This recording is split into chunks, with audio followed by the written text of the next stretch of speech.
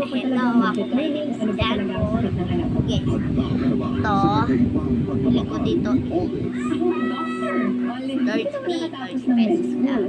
Ito, 55. Ito po ay 60. Maganda po siya. And ito po si Mama. Mahay ka, Ma. Mahay ka, Mama. Ay ka.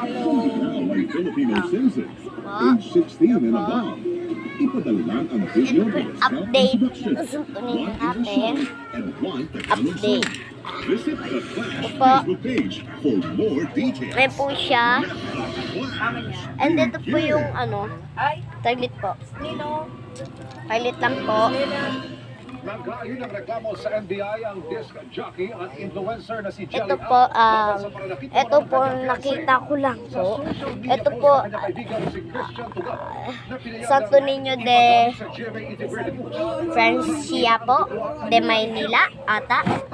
At ito po Santo Niño Rey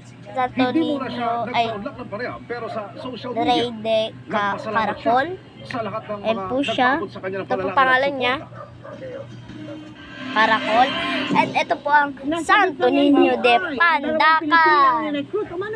Ayan po ang Santo Niño de Pandacan. At iuulit ko po. Ito po ang Santo Niño de Fenancia po, de Manila. At ito si Santo Niño Rey de Caracol. Ito po ang Santo Niño de Pandacan.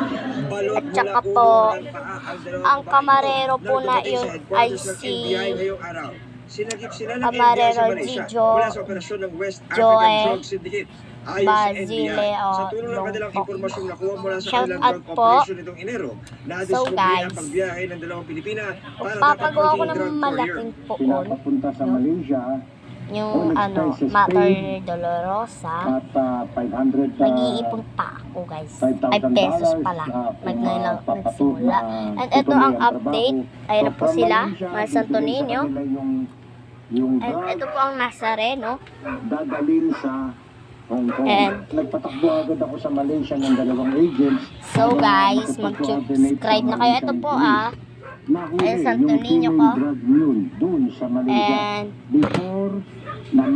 And bye-bye po. See you to next video. Bye-bye po.